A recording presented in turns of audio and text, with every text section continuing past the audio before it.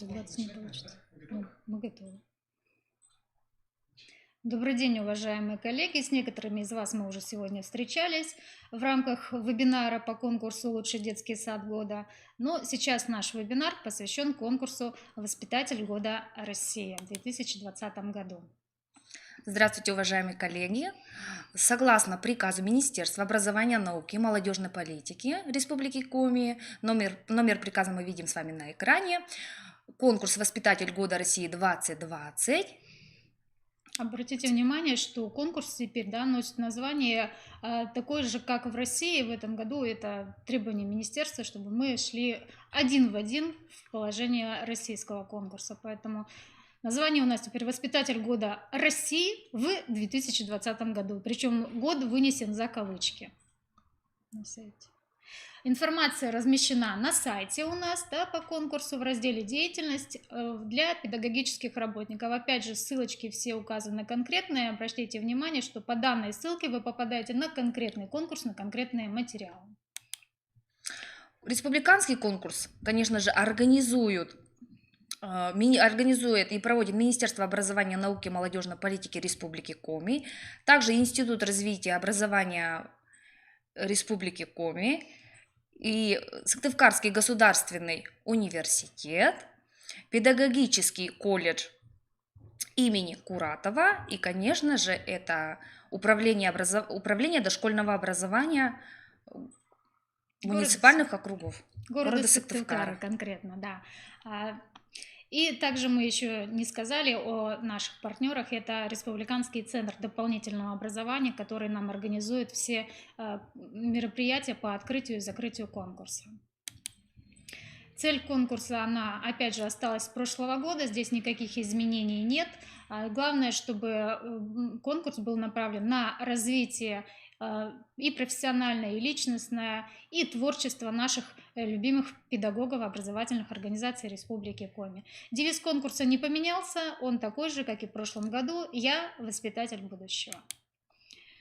В конкурсе могут принимать участие, обратите внимание, любые педагогические работники, но главное, чтобы было личное заявление, представление муниципального органа управления образованием. Если у вас есть большое желание, но муниципалитет вам не дает представление, значит, извините, но в конкурсе вы принимать участие, к сожалению, не можете. Не допускаются также к участию в конкурсе абсолютные победители, призеры, то есть туда включаются и номинанты, и лауреаты, участники конкурса предыдущих 3 лет. В предыдущие годы у нас было в положении, что предыдущих 5 лет, пока оставили 3 лет. Посмотрим, как покажет этот год, какие у нас будут участники в этом году, так дальше будет видно. А также нельзя принимать участие педагогическим работникам, которые замещают должность руководителя или находятся, исполняющими обязанности. Конкурс является добровольным, мы об этом много раз говорим, и приходится каждый раз об этом напоминать, потому что у нас бывают случаи, что заявка отправляется, к сожалению, не самим человеком, а сопутствующими другими лицами, третьими лицами, скажем так. И это выясняется очень поздно, только фактически, когда конкурс уже начинается, а человек в шоке от того, что его отправили. Естественно, человек в таком состоянии показывает не очень хорошие результаты, которые бы хотелось нам увидеть на республиканском этапе конкурса. Потому что в перспективе кто-то из вас поедет защищать республику нашу на Российскую Федерацию. И, конечно, люди, которые не мотивированы на конкурс, они вам должных результатов не покажут. Требования к конкурсу, точнее к материалам конкурса, они абсолютно такие же, как и в других конкурсах. Здесь на что нужно обратить внимание, что не допускаются к участию в конкурсе материалы, если в которых выявлены какие-то несоответствия, то есть не соответствуют форме. Мы, как правило, смотрим на форму. Если форма не наша, а какая-то с другого конкурса скачанная, то, конечно, эти материалы нам сложно обработать, и поэтому они могут быть отвергнуты и не приняты в рамках участия в конкурсе. Также заявка должна поступить не по позже 20 марта. Опять же, обратите внимание, до 2 часов дня. Заявок, опять же, приходит много. Напоминаю, что параллельно идут 2 конкурса: лучший детский сад года и воспитатель года, поэтому в последние дни, если придут все заявки, мы физически их успевать обрабатывать не будем. Дальше мы подробнее рассмотрим заявки, что там необходимо, поэтому на данном пункте мы останавливаться пока не будем. Конкурс проводится, напоминаем, что с 1 марта по 24 апреля. Опять же, пока дата такая плавающая, конечная дата, скажем так, плавающая. Почему? 22 апреля у нас день выходной, скорее всего, для единого голосования по внесению изменений в Конституцию. Поэтому возможно изменение конечной даты конкурса. Состав оргкомитета, он, в общем-то, стабильный. Здесь мы чуть-чуть ниже увидим его. Что делает, опять же, оргкомитет? Это назначает членов жюри, проводит все, что связано с финансированием конкурса, утверждает критерии конкурса, но они все в положении указаны, поэтому вы это все можете видеть. Я как секретарь осуществляю регистрацию заявок конкурса, их сохранность, проверку ваших заявок на предмет соответствия требованиям, которые заявлены в положении о конкурсе. Ну, в общем-то, все организационные моменты как раз и решает оргкомитет. Кто же входит в оргкомитет? У нас появились, опять же, некоторые новые фамилии. Это Холопов Олег Александрович, заместитель министра. Да, в предыдущие годы он нас не курировал, но по данному конкурсу он будет нас курировать, поэтому его фамилия здесь указана. Дальше нас также курирует под прямым руководством Татьяны Николаевны, начальника Казаковой, начальника отдела развития общего образования, Бобрушева, не помню инициал, имя, отчество, да, это человек, который отвечает за наградные материалы в министерстве.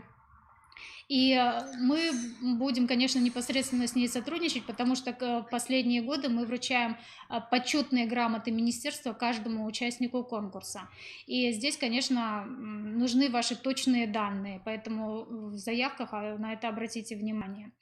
Ну, наш ректор, естественно, исполняющий обязанности директора гимназии искусств, потому что закрытие конкурса будет происходить, конечно, в гимназии искусств, начальник управления образования города Сыктывкара, потому что на базе детских садов Сыктывкара будут проходить некоторые мероприятия. Михаил Юрьевич Иванов, профсоюз, наш профсоюзный лидер, который всегда нам помогает в организации конкурса, в том числе и обеды, и фуршеты, это и спонсорские подарки, это все с его стороны идет. Республиканский центр дополнительного образования, они обеспечивают нам сценические площадки и, в общем-то, сами конкурсные, точнее не конкурсные, номера к открытию и закрытию конкурсов. Марина Петровна Герасимова, директор педколледжа, она нам дает тоже некоторую спонсорскую помощь оказывает и также нам предоставляет членов жюри, поэтому мы с ними сотрудничаем тоже более тесно. Ну и, наверное, уже постоянные для вас фамилии: Юлия Владимировна Карманова и я, Королева Анна Владимировна, которые организуют, непосредственно занимаются организацией конкурса. И если у вас возникают какие-то организационные моменты, вы, пожалуйста, звоните к нам в центр. Юлия Владимировна пока, хотя находится на больничном, но фактически она все время на телефоне, и если что, мы с ней связываемся по любым вопросам. Члены жюри что делают? Естественно, они оценивают и заочные, и очные мероприятия, выбирают победителей, лауреатов по тем результатам, которые у них получатся по итогам сводных ведомостей. Ну и, в общем-то, направляют протокол уже в оргкомитет конкурса для подведения дальнейших итогов. Членами жюри конкурса являются, наверное, уже неизменные для вас лица. Это представители Института развития образования. Вы видите еще одну новую, наверное, опять же, фамилию. Для кого-то новая, для кого-то не новая. Мартынчук Татьяна Александровна. В этом году она ездила на конкурс российский в качестве члена жюри. И нам бы, конечно, очень хотелось и ее мнение послушать по поводу организации конкурса московского. И как бы она оценила наш конкурс. Это мы увидим потом уже, когда будут проходить очные этапы. Нам вместе с вами очень интересно интересно бы на нее посмотреть, как она будет оценивать всех вас, как она будет сравнивать этот конкурс с российским конкурсом. Дальше, кто у нас еще? Егорова, да, Елена Леонидовна, которая уже, в общем-то, стабильно с нами несколько лет. Белая Наталья Владимировна, она тоже постоянно. Киселева Галина Викторовна, она с нами второй год, она сама педагог. Правда, начальные классы изначально она была, да, поэтому здесь она смотрит некоторые вопросы преемственности и очень интересные вопросы задает как педагог, и в том числе как бабушка, у которой несколько внуков, поэтому именно посещающих дошкольные образовательные организации, поэтому вся ваша деятельность ей очень интересная, она вот сравнительный анализ проводит между тем, что раньше было, между тем, что сейчас, и между тем, что происходит в начальной школе. И очень была рада в прошлом году присутствовать на нашем конкурсе, поскольку она отметила очень большое количество творческих педагогов с горящими глазами. Ну, вы у нас фактически все такие есть, поэтому мы рады, что Галина Викторовна это заметила. Также принимает в конкурсе в качестве члена жюри победитель предыдущего конкурса Туркина Ирина Николаевна и наш сотрудник Галкина Анастасия Александровна, которую вы сейчас видите вместе со мной в рамках вещания вебинара.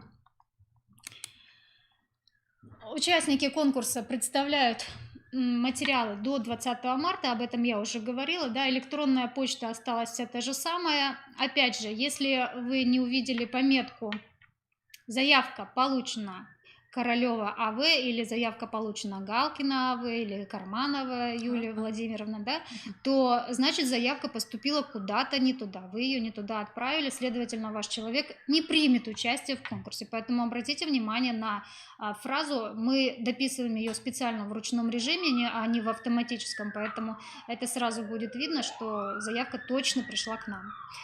Что же нам необходимо для того, чтобы сказать, что все, мы однозначно участники конкурса. Нам необходимо подать несколько документов. Первое – это заявка с гиперссылкой, обратите внимание, на сайт образовательной организации. Раньше мы все время размещали, кто-то на сайте образовательной организации, кто-то размещал нам, давал ссылку своего персонального сайта, но появилось московское требование, где просится, чтобы материалы были размещены на сайте образовательной организации.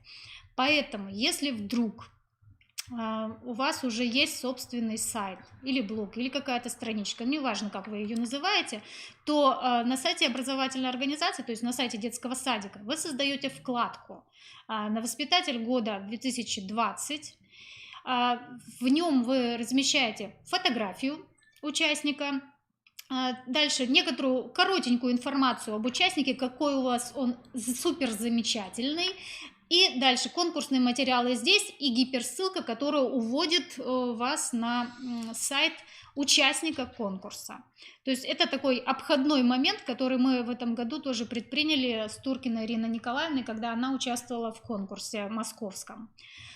Кроме заявки, нам необходимо личное ваше заявление, представление руководителя, то есть муниципалитет должен вас отправить на конкурс. Без представления руководителя управления образования, в общем-то, данные материалы не будут приняты. Обратите внимание на фотографии. Портретная фотография должна быть очень хорошего качества, потому что мы используем ее в разных и помещениях разных, и на разных носителях.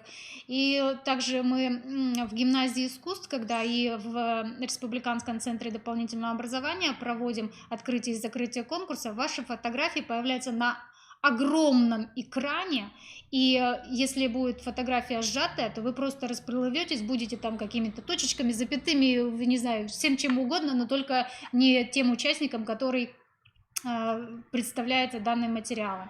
Поэтому портретную фотографию делаем очень хорошую, такая, чтобы сразу потом пошла на Москву. Также еще желательно, но в принципе особых требований к этому нет, жанровые фотографии, где вы в работе с детьми или в работе с педагогами, на педсоветах, в любых мероприятиях.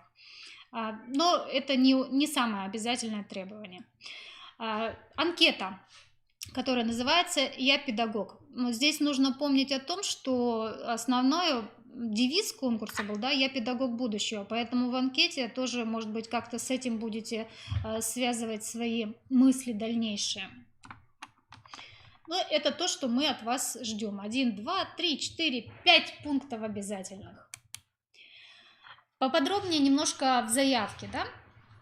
Мы указываем населенный пункт, район. Это все в форме заявки указано, но мы немножко пробежимся и остановимся на некоторых местах. А почетные звания, награды, если есть, указываете. Нет, значит, просто оставляете пустым, либо ставите прочерк. Какие направленности интересов, то есть что интересует вас именно в профессиональной деятельности, на что вы больше уделяете внимание. Технологии, если какие-то используете, не нужно нам описывать содержание этих технологий, вы просто их перечисляете.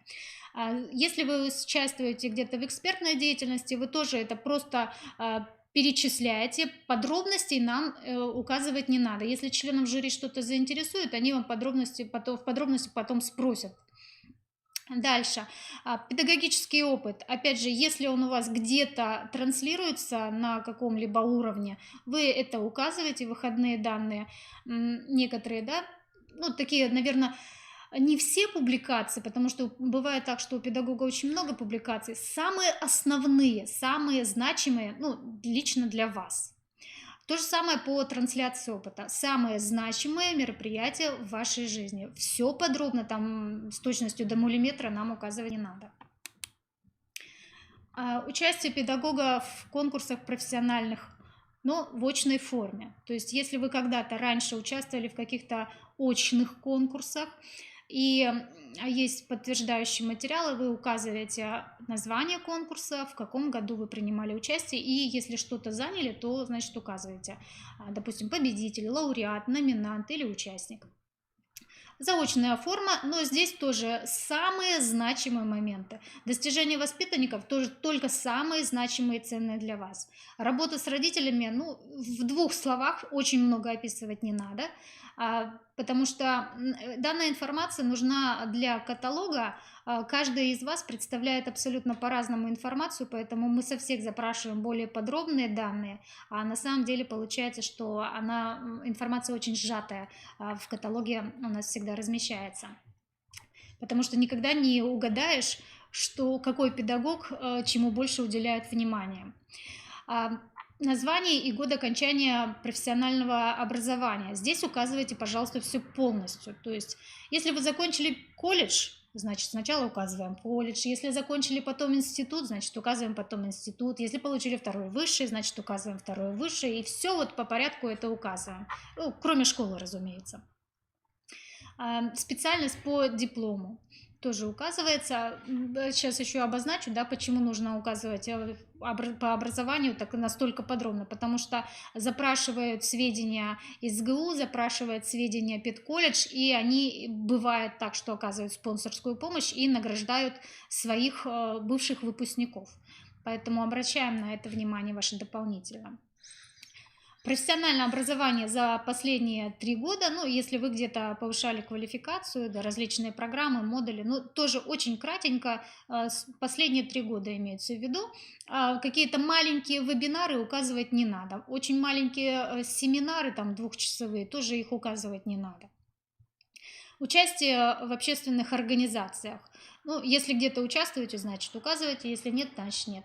Участие в профсоюзной организации. Здесь обязательно указывайте, на каком уровне. То есть, если это в детском саду, значит в детском саду. Если на муниципалитете, значит вы полностью указываете, как это звучит у вас на муниципалитете. Опять же, то, что касается профсоюзной деятельности, здесь Иванов Михаил Юрьевич, это лидер наш профсоюзный по образованию в Республике Коми, он тоже делает спонсорские подарки членам профсоюза, неважно какого уровня вы являетесь членом профсоюза, но все эти данные проверяются очень легко через бухгалтерские все документы, у него все эти сведения есть, он по каждому участнику собирает, поэтому привирать тут ничего не надо, нужно только честные данные. Есть, значит есть. Нет, значит нет. Участие в работе методических объединений. Если вы где-то участвуете, либо в детском саду, либо на районе, вы просто указываете участник методического объединения. Ну, если оно какое-то название носит, значит название. Если нет, значит нет. И чему посвящено это методическое объединение. может быть, какой-то отдельной конкретной тематики. А, Если вы являетесь каким-то автором, соавтором или участником проекта деятельности, то значит это тоже указываете. Ну, тоже только кратко. Хобби, в том числе спортивные увлечения, вы тоже указываете кратко. Если кого-то из членов жюри заинтересует, вы потом поподробнее уже сами раскроете. Полностью все данные нашего детского сада должны указать, также полностью все свои данные. Это мобильный телефон, чтобы вдруг и в экстренные случаи у нас всякие бывают, мы иногда вас ищем, в том числе и до конкурса, и уже во время конкурса. Личная электронная почта обязательно должна быть указана, и всю самую последнюю информацию, которая будет происходить, которой мы вообще будем владеть, да, в течение всего конкурсного времени, мы будем вам рассылать. И нужно, конечно, чтобы вы были всегда на связи. Ну, понятно, что пока вы готовитесь к конкурсным мероприятиям, вы не всегда можете находиться на связи, поскольку ну, занятия у вас у кого-то отменяют, у кого-то не отменяют, поэтому мы понимаем, что рабочие моменты, они, конечно, могут быть, но, пожалуйста, нам перезванивайте, если какие-то номера видите. Мой номер телефона это мегафон, и начинается на 89222, а заканчивается 9434. Если видите вот последние цифры 9434, пожалуйста, обязательно мне перезвоните, если вовремя не смогли взять телефон. Потому что бывает, что нужно какую-то информацию о вас дополнить, и нам нужно это сделать очень быстро, потому что министерство бывает запрашивает дополнительные какие-то сведения. Дальше уже то, что касается самих кредо, девиза, которые непосредственно идут в каталог. Да? Здесь вы указываете, если берете чьи-то авторские цитаты, тоже указываете автора.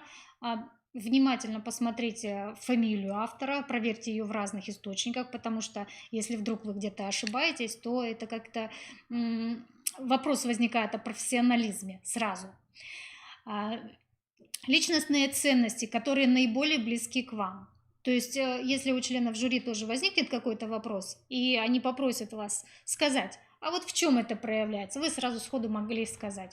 То есть самое близкое, самое ценное для вас вы должны указать только. Не все личностные качества, которые есть в литературе, вы должны перечислять. Миссия. То есть в чем самая главная миссия для вас? Не для кого-то, да, а лично для вас. Переходим немножко тоже в заявке, это все есть, задание конкурсного этапа, да, оно называется интернет-портфолио, самое первое, и здесь самое главное, чтобы вы указали адрес образовательной организации. Напоминаю, что это должна быть ссылочка на вкладку образовательная организация, воспитатель года 2020, а потом уже там все остальные материалы ваши располагаются. Мой успешный проект. Здесь комментарий никакого не требуется пока, да, потому что мы по интернет-портфолио немножко попозже поговорим. Мой успешный проект. Необходимо обязательно тематику указать и краткое описание. Краткое описание необходимо для размещения информации потом на сайте, то есть чтобы более быстро обрабатывать вашу информацию. Мы, возможно, форс-мажорные обстоятельства бывают всегда, мы просто подстраховываемся, потому что а вдруг нас куда-то вызовут, и мы не успеем вовремя отследить, о чем был ваш успешный проект, да, и зафиксировать это. Поэтому мы возьмем вашу информацию, вашу хорошую аннотацию о данном проекте, самое ценное, самое интересное, что в нем есть, и поместим также это на сайт. Мастер-класс. То же самое. Тематика и краткое описание указать необходимо обязательно. Ну, дальше. Про место учебы я сказала, про профсоюзные все моменты я сказала. Заявки ждем до 20 марта до 2 часов. Заявки прилагается согласие. Опять же, согласие, оно всегда классическая форма о том, что мы можем использовать ваши данные, о том, что мы можем публиковать ваши материалы при необходимости. Ну и, в общем-то, нас будут посещать средства массовой информации, в том числе и телевидение, поэтому будьте к этому морально готовы, когда будут проходить очные мероприятия. И на это тоже ваше разрешение, в общем-то, требуется. Поэтому в согласии все это озвучено.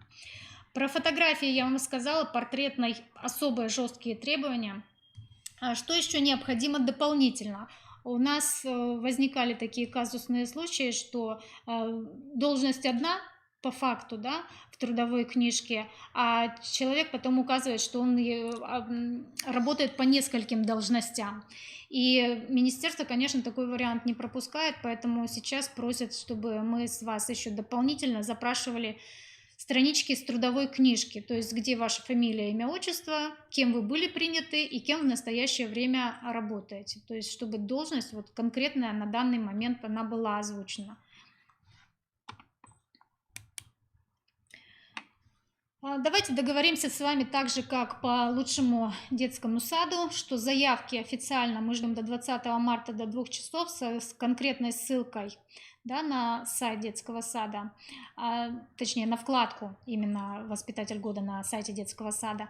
А материалы уже, которые должны быть непосредственно для анализа жюри представлены, вы уже разместите до 23 марта. То есть если вы вдруг не успели, главное, что разместить что-то или дополнить что-то, то эту информацию вы самостоятельно потом размещаете. Я, конечно, еще раз потом ближе к 23 марта проверю, чтобы у всех уже все было на месте, но такой вам резерв времени немножко даем. У нас всегда детские сады запрашивают информацию о том, что же необходимо участникам для проведения педагогического мероприятия с детьми. Поэтому до 13 апреля мы ждем информацию вот по потребностям. Но здесь сразу обращаю внимание, что детский сад вам не обязан предоставлять абсолютно всего. Детский сад предоставляет минимум, то есть это детей в том количестве, которое вам необходимо. Но мы берем не меньше 8 детей, а точное количество вы указываете уже самостоятельно. Детский сад предоставляет столы, стульчики, там, может быть, ковер, если вам необходим. Но некоторые там, что еще они обычно предоставляют у нас? Это технику, да, абсолютно верно. Поэтому... Но техника, знаете, тоже программное обеспечение у всех разное. Если у вас что-то, какие-то супер замороченные форматы, пожалуйста, берите ноутбук с собой. Раздаточный материал вы готовите самостоятельно. Детский сад вам его предоставлять не должен. Я бы так постаралась, наверное, чтобы было по минимуму всяких таких материалов, которые могут вызвать у вас какие-то сложности. Такое вот желательно бы что-то такое, чтобы можно было в разных условиях применить, да, независимо, может быть, иногда даже от возраста детей, потому что возраст будет у вас выбираться жеребьевкой, и чтобы у вас с этим проблем не возникло, и чтобы кучу баулов вам не пришлось вести с собой. Но об этом мы еще будем подробнее рассказывать вам дополнительно, будет еще один вебинар, так что нам сейчас главное, чтобы вы подали правильно заявки. Что еще необходимо дополнительно при себе иметь на конкурсе? Это оригиналы либо копии ИНН, оригинал, либо копия страхового пенсионного, номер счета, потому что мы не знаем, кто из вас победит, и чтобы мы в последнюю секунду уже вас не дергали, не собирали эти материалы, я буду собирать все эти материалы на собрании организационном, которое пройдет в первый день конкурса. Туфли при себе иметь обязательно. Насколько мы поняли с Анастасией Александровной, то в этом году примет участие в конкурсе молодой человек. Молодой человек, туфли сменные, пожалуйста, тоже при себе иметь обязательно.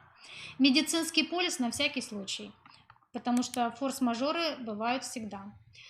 Заявление, форма заявления, опять же, у вас есть, то есть что вы нам разрешаете, все те пункты, которые в заявке указаны, разрешаете нам использовать в каталоге и в других периодических изданиях. Представление заявителя. Вот если мы посмотрим, да, мы никогда не видим стажа, требований к стажу участника, но в представлении заявителя указано, что минимум 2 года, да, за последние 2 года. То есть человек должен проработать в должности 2 года. После этого какие-то результаты он может показать именно в этой должности. Поэтому, да, и в конкурсе такого уровня. Поэтому обратите на это внимание.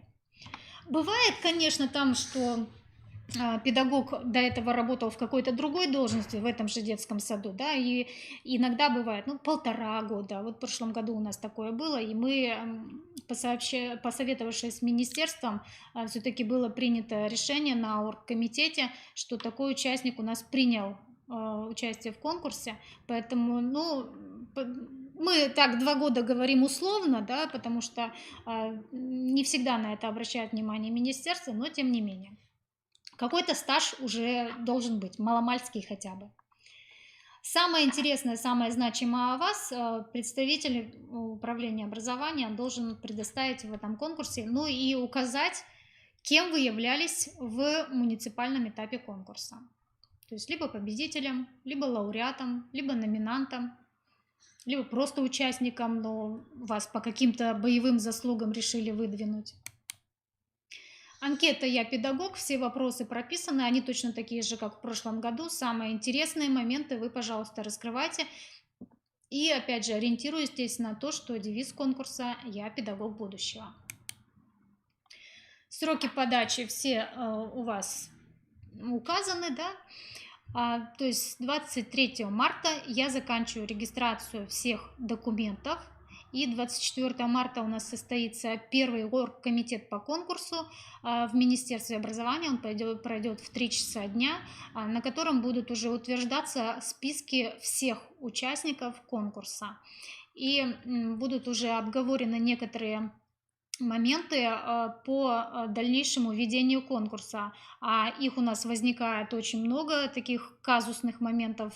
Опять же, в связи с тем, что 22 апреля у нас день такой выпадающий из общего списка, поэтому будет куда-то перенос конкурса очного, в какую сторону мы пока не знаем. Либо на день раньше, то есть это начало, допустим, в воскресенье, и причем и открытие конкурса в воскресенье, и первое очное мероприятие тоже в воскресенье. Тяжело, конечно, морально в воскресенье выходить на работу, но тем не менее это возможно. Либо, может быть, чуть-чуть передвинут на более поздний срок, то есть, возможно, 25-го будет закрытие. Но пока вот так вот все обговаривают, что это сложно решить до того, как оргкомитет пройдет, потому что здесь очень много лиц задействовано в открытии и закрытии конкурса. Это нужно точно знать, что залы будут свободные и в гимназии искусств, и в Центре дополнительного образования, и что министр в это время сможет, или хотя бы заместители министров. Ну и что могут члены жюри присутствовать при этом, да, все. Поэтому возникает пока очень много вопросов у меня, допустим, как у секретаря конкурса. И поэтому мы пока не озвучим вам точных дат, наверное, сейчас, но точно до 20 числа мы принимаем документы.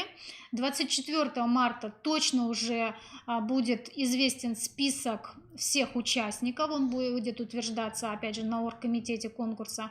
Мы все будем думать усиленно над программой конкурса, то есть по конкретным датам, где оно будет проходить. Это будут очень бурные дебаты именно на оргкомитете, поэтому мы только, наверное, уже 25 марта, это самое ближайшее время, когда мы сможем что-то вам детально сказать, но мы сразу оговариваемся, что мы будем проводить еще второй вебинар, посвященный этому конкурсу, поэтому на нем всю более подробную информацию мы уже раскроем. И мы, наверное, запланируем на конец марта, да, Ну да, или после 24-го когда-то уже, уже после 24-го в любом случае, либо, может быть, край, начало апреля.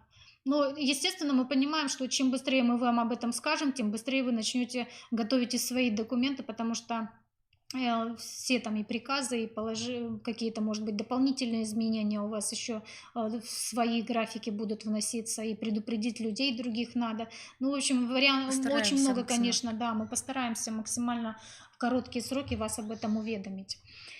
Презентация об участниках будет также размещена на сайте, электронный каталог. Срок у нас оговорен до 10 апреля, но если мы физически сможем раньше подготовить, мы разместим раньше. Программа конкурса то же самое. Если мы сможем ее раньше вам вывесить на сайт, то значит мы раньше вывесим. Заочные туры. Пока здесь ничего не изменяется, все сроки остаются все те же самые. У нас только вопрос именно возникает по очному туру. По заочному никаких вопросов у нас нет. Напоминаем, что с 25 марта по 8 апреля будет проводиться экспертиза заочного тура. И здесь еще раз, да, наверное, третий уже или какой сегодня раз мы говорим о том, что информацию, всю конкурсный материал вы размещаете на сайте детского сада. И ссылочкой нам кидайте на конкретную вкладку.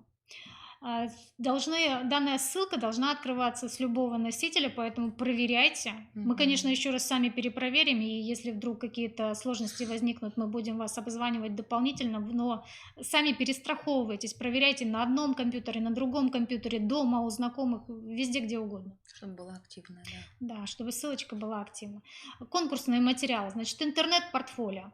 Сразу оговорю, что в этом году мы столкнулись, когда отправляли участника на Россию, с тем, что она чуть-чуть по-другому назвала сами конкурсные испытания. И Москва нам говорит, а мы не примем ваши материалы, потому что у вас вот нет такого названия на сайте участника. Поэтому давайте посмотрим на это внимательно, на что мы должны обязательно вот так буквально черным по белому написать. Значит, должна быть указано, какие конкурсные материалы. Интернет-портфолио – это просто страница участника, да, или страница образовательной организации, на которой вы все материалы размещаете. Здесь никаких вот таких дополнительных пунктов, что это интернет-портфолио, указывать не обязательно. Критерии оценивания, они у нас стабильные. Ничего не меняется уже несколько лет. Оценка здесь двубальная. То есть либо критерий есть, либо критерия нет. Нет, значит 0, есть, значит 1. Идем дальше. Второе испытание – педагогическая находка. То есть здесь могут быть разные варианты. Либо план, да, мероприятия, либо сценарий конкретно, да, полностью с раскрытием проблематики. Конечно, если вы укажете просто план, но здесь всей деятельности такой интересной увидеть практически невозможно. Поэтому, наверное, все-таки более интересен для всех это сценарный ход. И если какие-то фотоматериалы у вас есть дополнительные, да, которые подтверждают какую-то деятельность по данному мероприятию, вы тоже можете это прикладывать. Вот как раз к этому моменту и придрались в Москве. У педагога было названо мероприятие с детьми. Москва сказала, значит, у вас нет педагогической находки. Значит, вы не готовы по всем требованиям, которые заложены в положении. И если вы это не исправите, в общем-то, участник у вас не поедет на Москву. Нам, конечно, пришлось быстро созваниваться с участниками и просить ее зайти на сайт и экстренно исправить это положение. Поэтому вот есть название «педагогическая находка», так и должно называться данное конкурсное испытание. Обратите на это внимание. Оценка вся точно такая же, либо 0, либо 1. Критерии те же самые, они не поменялись по сравнению с прошлым годом. Требования эти московские, они уже не первый год у нас пока еще не меняются. Поэтому останавливаться на этом мы подробно не будем. Конкурсное испытание «Визитная карточка». Опять же, то же самое. Вот называется она «Визитная карточка», вот так и называйте его. Как корабль назовешь, так он, в общем-то, и поплывет, да? Поэтому просит Москва именно такие требования. Дело в том, что Москва иногда заходит на сайты наших детских садов, особенно те, кто участвует в конкурсе. Сейчас эта информация очень быстро можно найти везде, да, допустим, просто забить в поисковой строке «Воспитатель года в Республике Коми» и выйдут ваши все адреса и ссылки. Поэтому вот называйте вещи своими именами. Визитная карточка все-таки у нас. Значит, это видеоролик не более 3 минут. Опять же, обратите внимание, что должна быть информационная заставка с фамилией участника, какой муниципалитет она представляет, ну и образовательная организация, естественно. Критерии точно такие же, как были в прошлом году, и балловая оценка либо 0, либо 1 балл. Сочинение, все то же самое. Называется сочинение, значит, должно быть испытание названо сочинение. Ну и тема такая же, как и девиз нашего конкурса «Я воспитатель будущего». Сам жанр сочинения, он может быть самым, что ни на есть различным. Здесь вы уже, это ваше творчество. В каком варианте вам удобнее работать, вы так и представляете. Главное, чтобы это было убедительно, естественно, актуально, да, чтобы вы это чувствовалось, что это именно ваше, да, а не откуда-то. Данное сочинение проверяется на антиплагиат, поэтому обращаем ваше внимание, что если, ну так, откуда-то Использовали. скачано, а просто представлено как ваше, это сразу будет понятно, и баллы, конечно, сразу будут нулевые. А, Обращаем ваше внимание, что баллы вам такие засчитываются только в том случае, если все материалы конкурсные вовремя представлены, если все соответствует критериям. Ну и общие баллы по заочному туру, они влияют только на последовательность участия в первый конкурсный день. А, Очные, да? да, в первый Первый. конкурсный очный день. И если и еще такой момент, что в конце, если вдруг уже в конце всех мероприятий, если вдруг возникают спорные баллы, то есть у двух участников одинаковые абсолютно баллы, то тогда мы можем, члены жюри могут оценить по заочному туру. Но, как правило, такого не бывает. На моей памяти такого нет. Может быть, на вашей памяти есть? Нет? В первый раз вот. Тоже, да, нет? Ну, еще раз обращаем внимание, что проверка на антиплагиат производится, и мы вам представляем ссылочку на бесплатную проверку, поэтому если вы захотите, можете сами посмотреть. Естественно, не должно быть 100%, потому что вы, если берете цитаты, то понятное дело, что цитаты где-то в мире существуют, поэтому ну, хотя бы 50%, чтобы вашего было материала. Ну это так, по желанию. Второй тур. Опять же, у нас возникает вопрос с началом проведения мероприятия. Поэтому мы сегодня на очный этап мы не будем останавливаться сильно. Мы озвучим только те мероприятия, которые будут, а с датами уже будем определяться после оргкомитета. У нас в очном туре два, да, тура. Два тура, второй и третий. Второй тур у нас такой объемный, это мой успешный проект, и мастер-классы, и мероприятия с детьми. И много большого труда предстоит нашим педагогам. Ну и последовательность, напоминаем, что последовательность первого тура – это мой успешный проект, да, первое испытание, мой успешный проект, она будет определена только по результатам заочного тура. Требования по данному очному испытанию мы будем рассматривать более подробно уже на втором вебинаре, который состоится уже после того, как все списки участников будут утверждены. И здесь мы хотим обратить ваше внимание только на то, что оценка конкурсных испытаний заочного и очного тура, она несколько отличается. Да? Если в заочном туре эти оценки были 0 баллов и 1 балл, то здесь мы видим тоже двубальную оценку, но 0 баллов – это критерий не представлен, а 5 баллов – это критерий представлен. То есть промежуточных значений у нас нет. Второе испытание – это мастер-класс. Опять же, мы пока не можем сказать вам по времени. Точные даты, да. И площадку, где это будет проводиться, это опять же будет решаться на оргкомитете. Баллы все те же самые. Последовательность выступления будет определяться на первом конкурсном дне, точнее, еще раньше, да, ну, как бы первый конкурсный день, но в самом начале, в самом утреннем промежутке времени будет определена последовательность участия вас в конкурсе посредством жеребьевки. Вообще, надо сказать, что вся жеребьевка на очный этап, она будет проходить в первый день очных мероприятий. То есть с утра у нас обычно проводится организационное собрание с участниками конкурса и с их группами поддержки.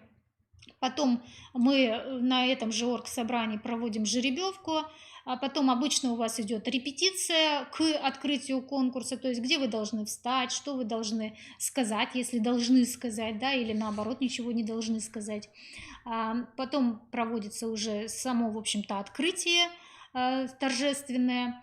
И обычно после этого начинаются все конкурсные испытания. Вот пока у нас вопрос, каким образом это будет проводиться. Но в любом случае жеребьевка будет проводиться в первый очный день. Педагогическое мероприятие с детьми, опять же, даты пока плавающие. Обратите внимание, что количество детей не менее 8. Но мы с вами уже договорились, что до 13 апреля вы нам пришлете все потребности по данным мероприятиям, и количество детей точное укажете, и что из техники вам необходимо, да. Конечно, мы сразу оговариваемся, что супер техники у вас не будет, такого нет просто в детском саду ни в одном. Какие-то, если интерактивные песочницы, их тоже не будет в детском саду, поэтому такие материалы вы уже везете все с собой. Или договариваетесь с теми людьми, у которых точно знаете, что они есть. Что еще здесь мы должны сказать, Анастасия Александровна? Вот результаты, да, результаты по всем итогам мероприятий второго тура. Мы пока не знаем, каким образом, опять же, будут они проводиться. Мы, конечно, постараемся выставлять информацию как только, сразу, да. Первоначально вот оговаривается дата 23 апреля. Это первый раз, когда мы, по идее, должны выставить материалы. Если вспомните, точнее, баллы по всем турам прошедшим.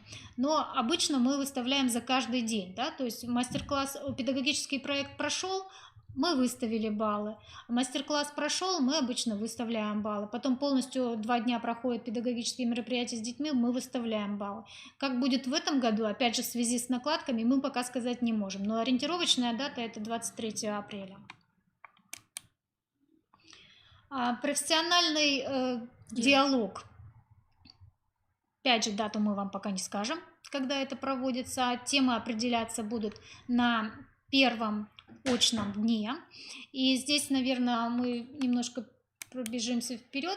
В этом году, такой пробный вариант, мы выставили, и министерство утвердило темы, которые вам необходимо будет вытянуть посредством жеребьевки на организационном собрании.